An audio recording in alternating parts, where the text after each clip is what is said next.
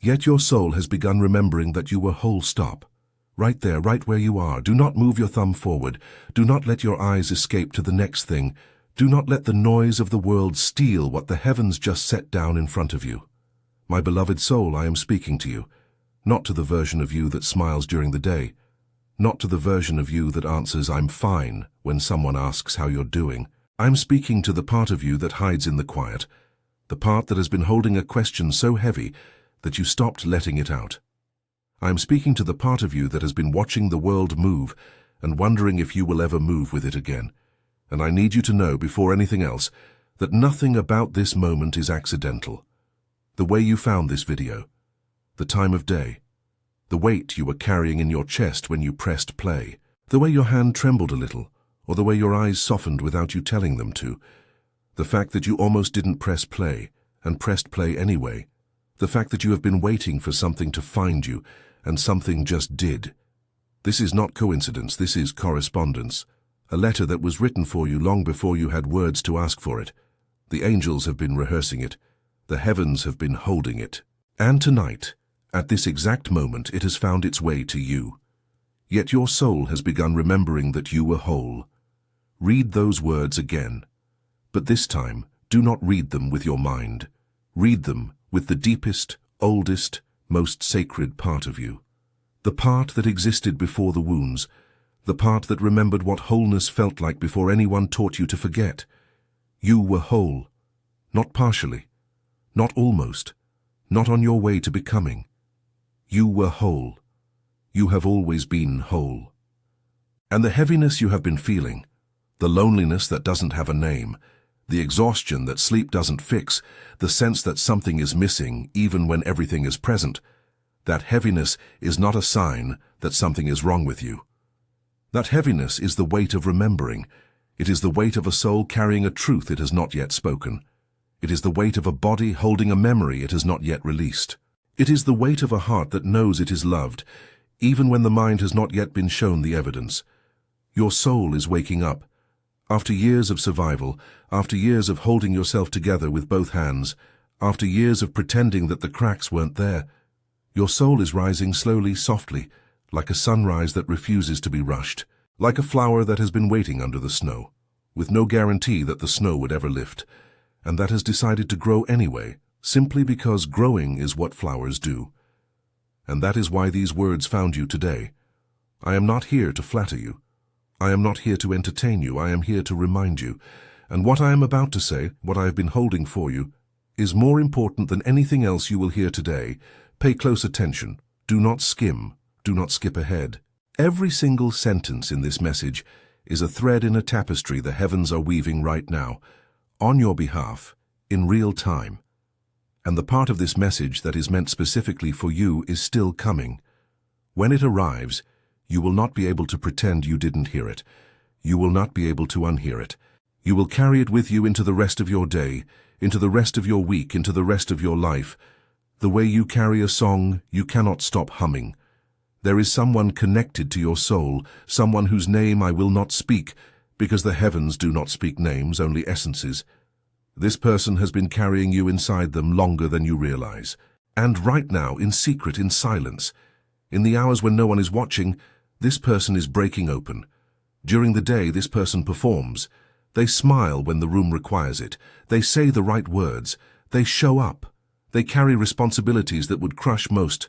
And no one suspects that inside they are standing in a field of ash, trying to remember what warmth used to feel like.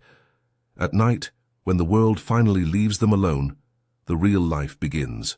The memories return uninvited. The questions return unanswered. The regret returns dressed as a quiet voice that whispers, I should have, I could have, why didn't I? This person thinks of you. This person has been thinking of you, not in passing, not casually, in the way that someone returns to a sanctuary that they have been exiled from, in the way that a song returns to a singer who tried to forget it, in the way that prayer returns to a soul that was told it was not allowed to pray. You have seen them at their best. You have seen them at their most tired. You have seen the way they lower their voice when something matters. You have seen the way they look at their hands when they are trying not to cry. You have seen them laugh, and the laugh has not reached their eyes, and you have known, even in the moment, that something inside them was being held underwater. This person is not weak. This person is not broken. This person is in fact one of the strongest souls you have ever encountered. But strength, when it is never seen, when it is never acknowledged, when it is never received, becomes a kind of prison. And this person has been living inside that prison for longer than they can remember. The reason they are breaking open now is not because of what you did. It is not because of what was said. It is because of what they have finally allowed themselves to feel. The armor is coming off, slowly, painfully, layer by layer. And you, my dear soul, are the reason. Even if you do not know it yet, even if you are not sure you are allowed to be. Do not leave yet.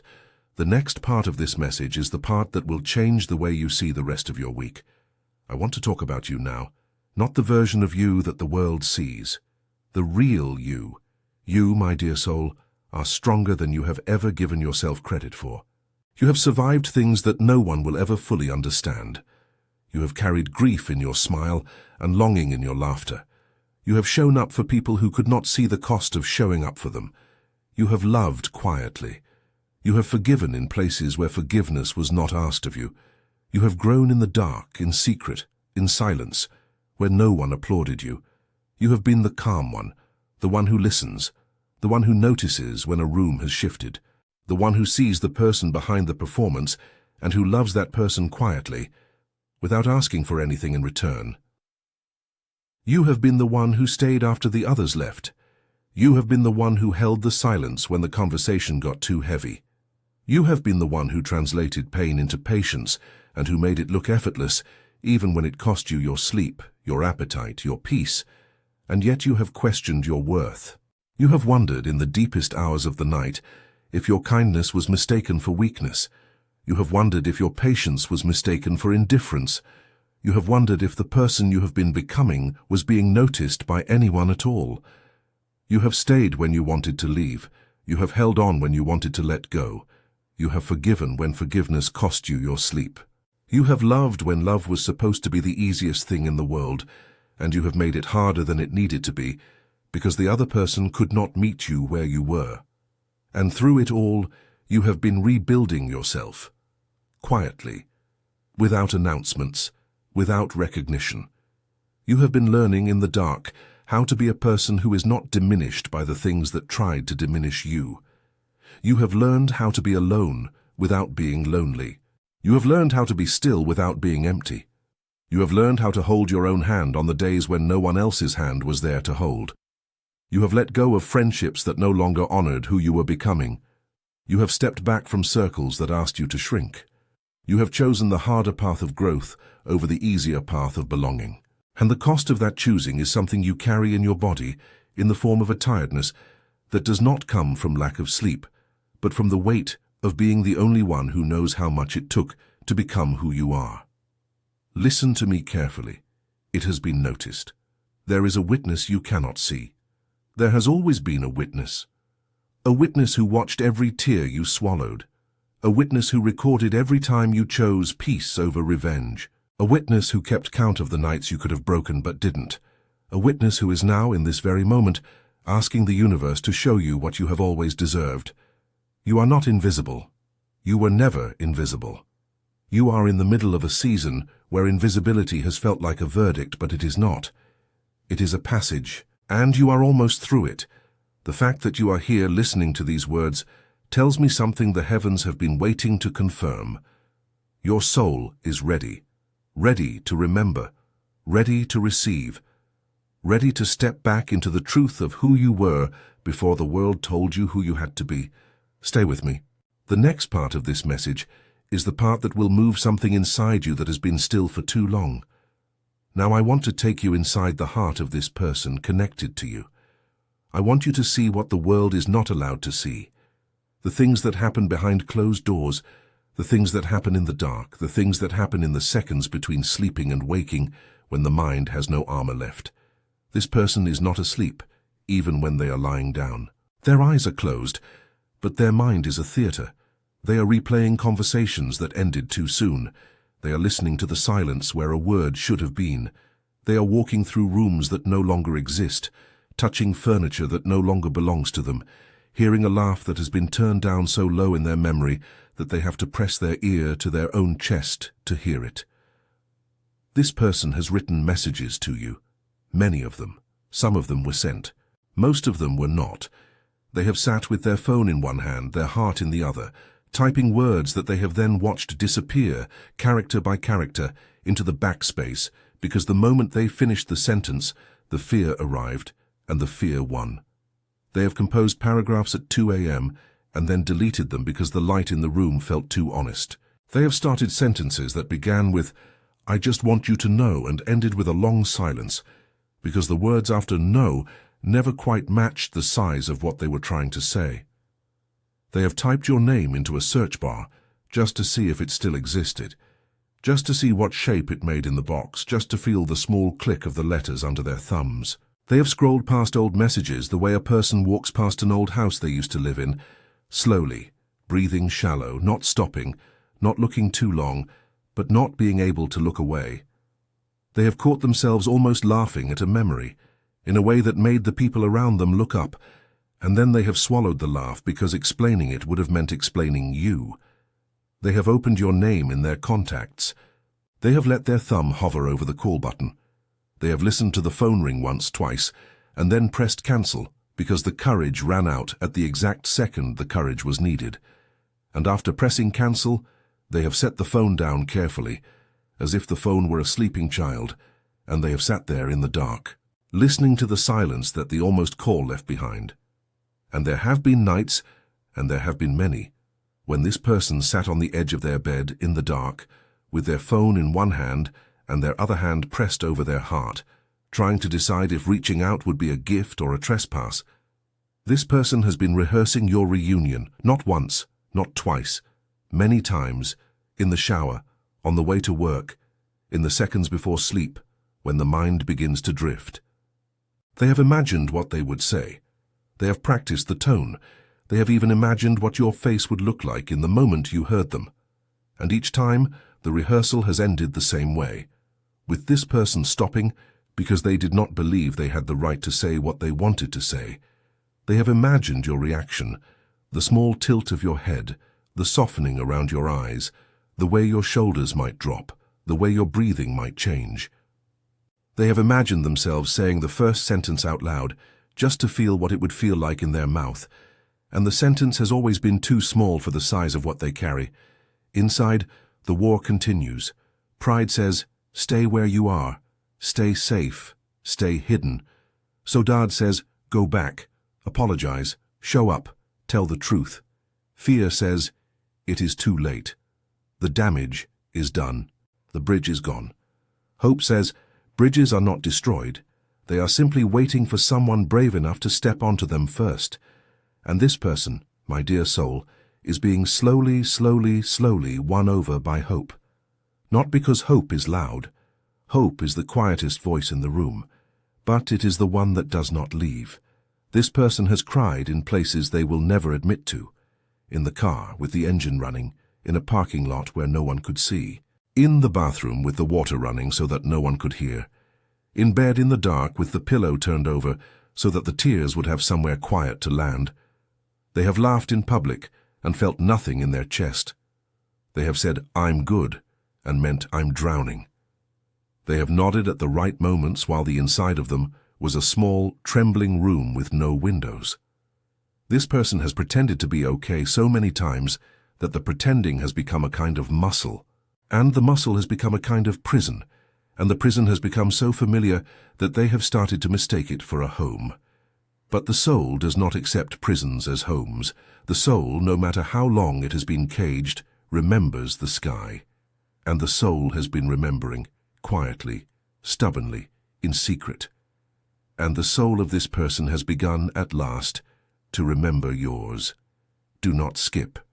The next part of this message is the part that has been held back until you were ready to receive it.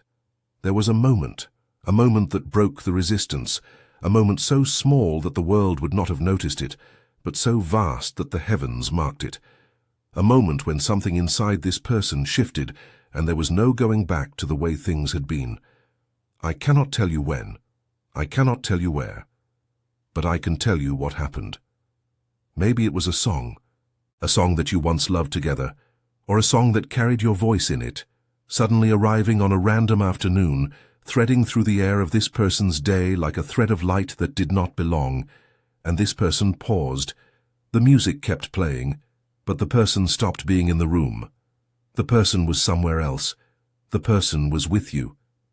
And something inside them cracked in a way that felt less like breaking and more like opening.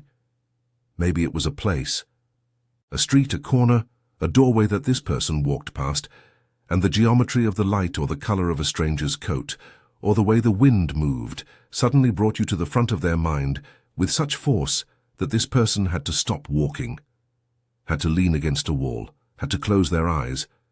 And in those few seconds, with their eyes closed, they heard your voice, not from outside, from inside, from the place where you have always lived inside them.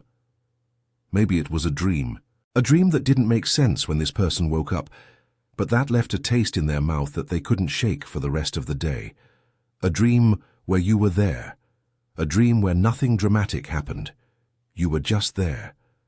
And the dream was the most peaceful place this person had been in a long time. And when they woke, the peace stayed in their body like the warmth of sunlight on a shoulder, and they lay there in the early light, unwilling to move, because moving meant losing the dream, and losing the dream meant losing you again. The heavens do not need to specify which one it was. The heavens only need you to know that one of them was real, and that the real one was enough to begin a movement inside this person that cannot be stopped. Whatever that moment was, it did something that pride could not undo and fear could not erase. It reminded this person of you, not the version of you that the world sees, the version of you that they have been carrying in secret, in the back of their heart, in a place they thought no one knew about. The remembering has begun, on their side as well as on yours. And the next part of this message is about what happens when two souls begin to remember each other at the same time. It is not a small thing. It is not a quiet thing. It is the kind of thing that rearranges the weather. It is the kind of thing that makes the angels stop what they are doing and lean in, because they know, they have always known, that a remembering of this size is not small. This person has tried. This person has tried to forget you in 1,000 different ways. This person has tried with the slow distance of not calling. This person has tried with the loud distance of being busy. This person has tried with the careful distance of pretending that what they feel is smaller than it is. This person has tried with other people, with other rooms, with other versions of themselves that were built specifically to outrun you. This person tried with new faces. This person tried with new laughter. This person tried with the kind of distraction that looks like healing from the outside, but feels like drowning from the inside. This person tried with the kind of silence that pretends to be peace. This person tried with the kind of busy that pretends to be full. This person silenced your name. This person muted the thread. This person archived the photographs. This person did all the small, clean things that the world tells you to do when you are trying to get over someone. And none of it worked. Because the soul does not respond to archiving. The soul does not respond to muting. The soul responds to truth. And the truth is that you are not someone this person got over. You are someone this person is becoming brave enough to return to. This person has also tried to convince themselves that what they feel is nostalgia, that it is sentiment, that it is just the sweetness of remembering. This person has tried to package what they feel as a memory, because memories can be held at a safe distance, and what they feel cannot be held at any distance at all. It insists on being lived. Stay with me. The most important part of this message is the part that is about to arrive. And now, my dear soul, I have to tell you the part that this person has not even admitted to themselves yet. The fear. This person is beginning to imagine that someone else might reach you first. Not in a dramatic way, not in a way that anyone would see, but in that quiet, private, midnight way. This person is starting to picture you in the life of someone who had the courage they did not have. Someone who showed up. Someone who said the words. Someone who did not wait. And the thought is unbearable. Not because this person wants to control you, Not because this person wants to own you, but because this person knows, with the kind of knowing that bypasses the mind and lands directly in the chest, that no one else will ever look at you the way they do. No one else will ever understand the specific frequency of your silence. No one else will ever know the name your mother gave you in the way that this person knows it. No one else will ever love you in the language that was specifically designed for you. And yet, time has not paused for this knowing. Time has kept moving. Days have kept turning. And every day that this person does not act, a small, terrifying voice says, "What if this is the day someone else becomes the answer to the question you have been carrying?" This person sees you, sometimes, in passing, in a photograph, in a glimpse on a screen, in the mention of your name by someone who doesn't know what that name does inside this person's chest. And every time, the feeling arrives, that sharp, sweet, awful mix of tenderness and panic. And this person has to look away because looking at you for too long has become a kind of risk they are not sure they can survive. They have caught themselves wondering what your morning looks like, whether you still take your coffee the same way, whether you still hum the same way when you are thinking, whether there is still an empty space on the side of the bed that you sleep on, the way there is an empty space inside this person that has not been filled by anyone or anything since you left it. This is the urgency, my dear soul. The door is still open, but doors do not stay open forever. They move. Slowly, almost imperceptibly, they move. And one day, not today, not yet, but one day, they close with a sound that is quieter than a whisper and heavier than a mountain. This person feels the door moving. That is why, even in their silence, something in them is changing. And you, my dear soul, you are not being asked to chase this person. You are not being asked to save this person. You are not being asked to heal them, to fix them, to convince them, to wait for them in the dark, to shrink yourself so that they can find you. You are being asked to remember your own wholeness, because when you remember your own wholeness, you will not lower yourself to a chase. You will stand where you are, in your truth, and let the truth do its work. And the truth has a way of doing its work without your help. Pause with me. The next part of this message is the deepest part. The part that even this person does not know about themselves yet. I have to tell you something, and I need you to receive it with the gravity it deserves. There are things this person has not said, things they have not even admitted to themselves, layers, chambers, rooms inside the heart that have been locked for years, and I'm about to open the first door. But I want you to know, and I want you to feel this, there are more doors behind this one, deeper doors. Doors that even this person does not know they have. The first layer is this. This person has rehearsed your reunion, not once, not twice, many times, in the shower, on the way to work, in the seconds before sleep, when the mind begins to drift. They have imagined what they would say. They have practiced the tone. They have even imagined what your face would look like in the moment you heard them. And each time the rehearsal has ended the same way, with this person stopping, because they did not believe they had the right to say what they wanted to say. The first layer is a confession that exists only in private. A confession that has been polished, rewritten, edited, and then buried, and yet it has not disappeared. It is still there, waiting, growing heavier with every passing week, becoming less a confession and more a song that this person is afraid to sing. But there is a second layer, and this one is deeper. This person has kept an object, a small thing, something that would mean nothing to anyone else, but that means everything to them. Maybe it is something you left behind. Maybe it is something connected to a place you shared. Maybe it is something they bought because it reminded them of you. It is small, it is ordinary. It is hidden in a place no one would ever look. A drawer, a coat pocket, a small box at the back of a closet, a book whose pages have been turned so many times that one corner has softened to cloth. And on the nights when the loneliness is too loud, this person holds it. Not in public, never in public, in private, in the dark, in the way that a child holds a talisman without admitting that they still believe. The second layer is a relic, a small shrine that no one knows about. But there is a third layer, and this one, my dear soul, this one will move you.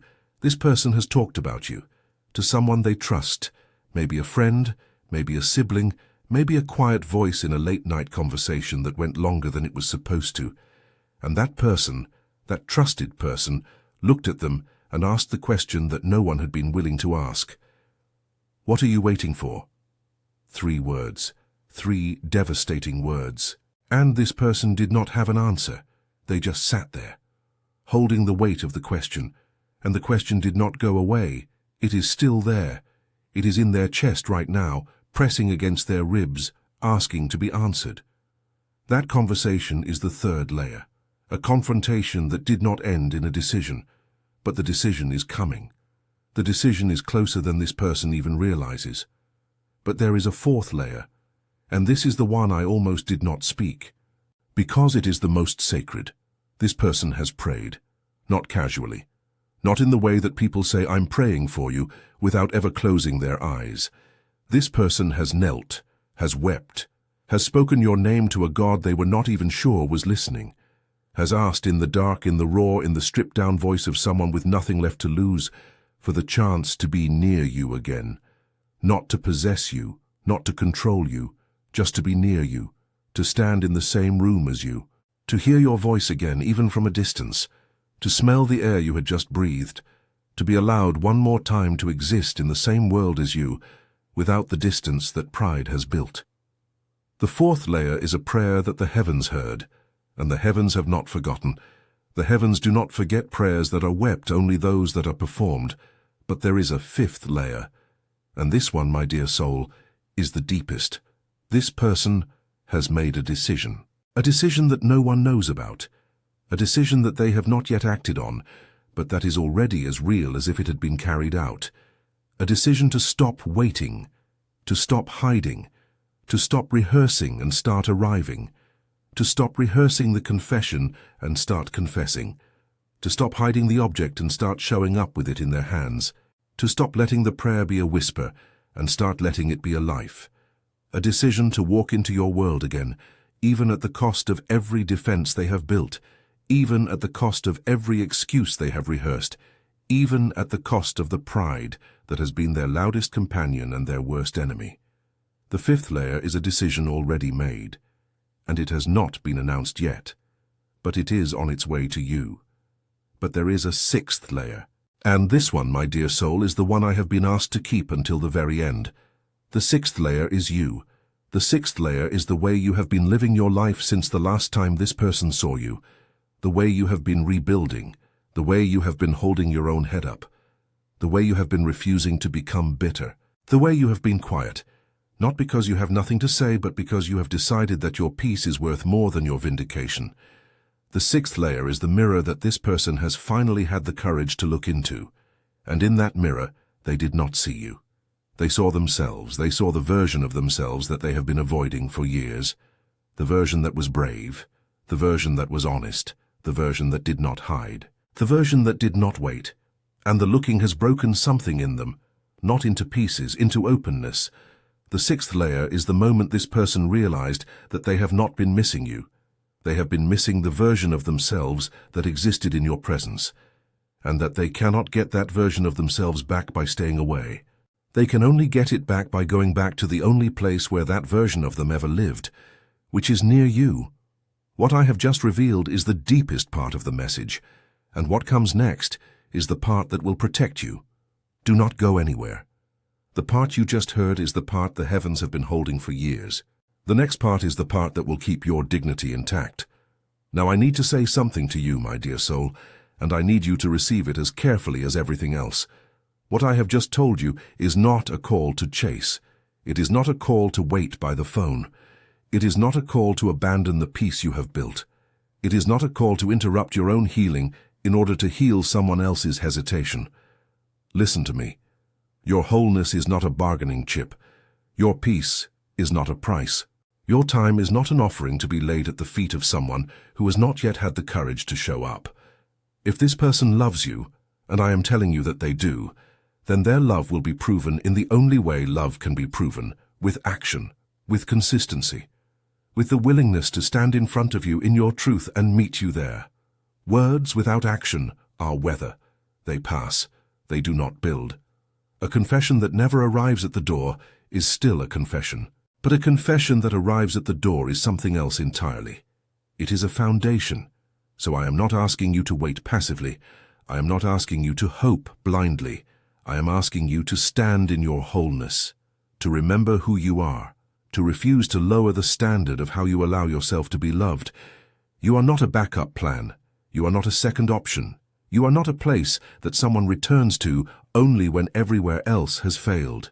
You are the place. You were the place before this person ever realized they had been looking. You do not need to be rescued. You do not need to be completed. You do not need anyone to tell you that you are enough, because the truth of your enoughness was written into your bones before you were born. You were not waiting to be filled. You were waiting to be remembered. And the remembering is happening now, in you, through you, as you listen to these words. And if this person arrives, let them arrive. Let them meet you where you are. Let them show you, with their feet and with their hands and with their days, that the prayer they have been whispering is not a performance. If they do not arrive, let your wholeness be enough. Let the truth of who you are be the roof over your head and the ground beneath your feet, regardless of who shows up to stand beside you. Either way, you do not lose. This is the part of the message that protects you. This is the part that keeps your dignity intact. This is the part that the heavens wanted me to speak before I took you any further. The next part is shorter, but it is the part that will give you the courage to watch the days ahead without fear. Stay with me. Listen carefully. What comes next is a window into the next 7 days of your life. In the next few days, my dear soul, you are going to notice small things. And I want you to notice them. Not with anxiety, not with obsession, with the quiet, gentle attention of someone who has begun to trust their own intuition. You may feel a sudden, unmotivated heaviness in your chest, in a moment when nothing has happened to cause it. That is not a warning. That is a wave. That is the body remembering what the mind has not yet processed. Let it pass. Do not try to fix it. Just notice. Just breathe. Just let the wave move through you like a tide that knows the shore better than you know yourself. A name may appear in a place you did not expect. A song. A stranger's joke. A word on a sign. The name will land in your awareness like a small bell, and you will feel your breath catch, and you will wonder if you are imagining things. You are not. You may have a dream that does not seem to make sense. A dream in which the past and the present sit next to each other. A dream in which you are saying something you have never said, or hearing something you have always needed to hear. Do not try to interpret the dream.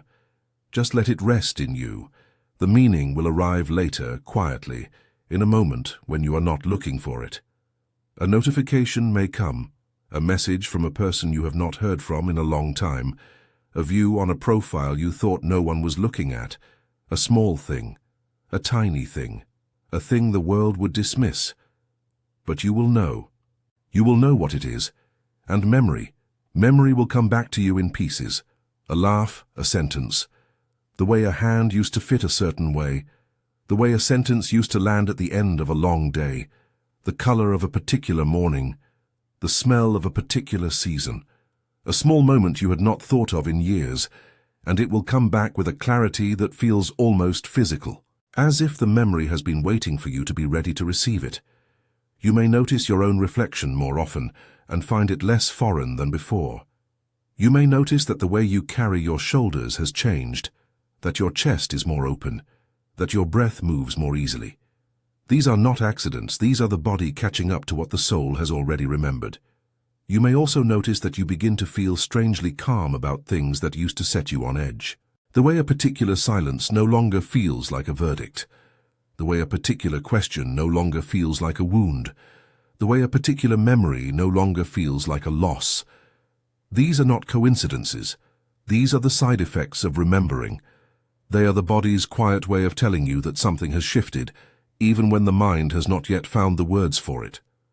You may find yourself pausing in the middle of a normal day to take a breath you didn't know you needed.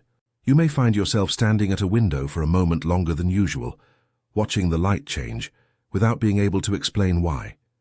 You may find yourself humming a song you had forgotten, or wearing a color you had avoided, or driving a different route home, and feeling, without understanding it, that you are being guided. These are not accidents. They are small arrows. They are the way the soul communicates with the body when the mind is too busy to listen. You are ready, my dear soul. The remembering has begun on both sides, but do not force meaning onto everything. Do not turn every leaf into a message. Just observe, just allow, just trust the small, quiet voice inside you that has been telling you the truth all along.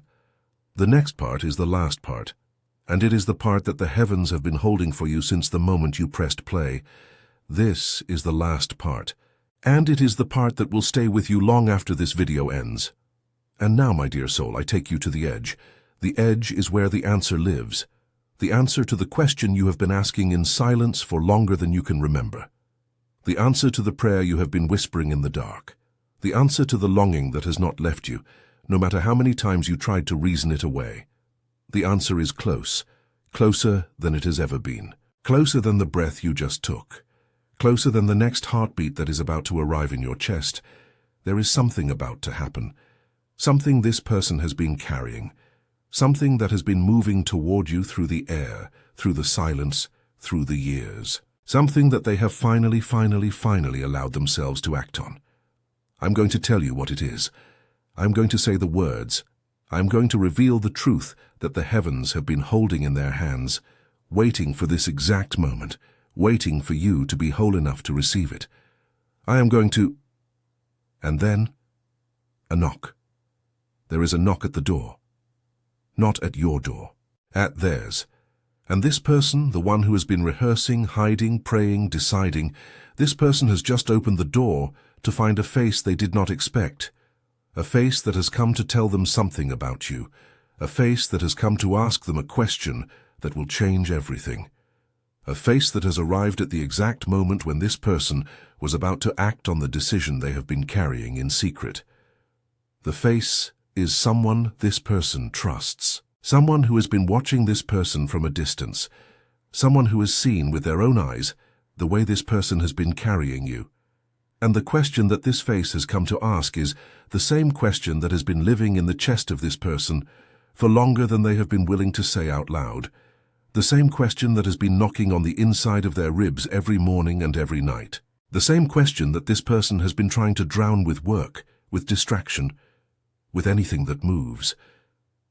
The same question that the heavens have been waiting to hear, asked out loud, in a real voice, in a real room, with a real face on the other side. The heavens have not shown me the answer yet. The heavens have shown me only the moment before the answer. And that moment, my dear soul, is where I leave you. Because what happens next is not mine to tell. It is yours to live. The whole you who has been waiting to remember. The whole you who is finally awake. Yet your soul has begun remembering that you were whole. And that, my beloved, is just the beginning. The beginning of a remembering that will not stop. The beginning of a returning that will not ask your permission. The beginning of a love, both the love you have for yourself and the love that is on its way to you, that will not be quiet, and that will not be small, and that will not be denied. That will not be postponed. That will not be reasoned away. That will not be held at arm's length by the kind of logic that the heart has never respected, and that the soul has never once listened to. The heavens are watching. The heavens are waiting. The heavens are smiling in a way that only the heavens can smile, because they have seen this moment before. The moment when a soul stops forgetting and starts remembering. And they know what comes after. They know what comes after because they have been the keepers of the what comes after since the very first soul forgot. You are not alone. You were never alone. The forgetting was the illusion. The remembering is the return. Yet your soul has begun remembering that you were whole. Go gently into the next 7 days. Go with the certainty that something has shifted. Go with the knowledge that the door is not closed. Go with the trust that the knock you did not hear has already happened, and that the face on the other side is one that loves you more than language can hold. And when you feel the wave move through you, in the middle of an ordinary moment, in a car, in a kitchen, in a line at the store, in a quiet room at the end of a long day, let it move. Do not push it away. Do not try to name it. Do not try to hold it. Do not try to make it small enough to fit into a story you can tell yourself later. Just let it move. Let it move. Let it do what waves do. Let it come into you and let it leave you, and let it leave something behind that is not a wound, but a widening. And trust, my beloved, that you were always, always, always whole. Not because the world proved it, not because someone finally said it out loud, but because the truth of it was written into you before the world was given a vote.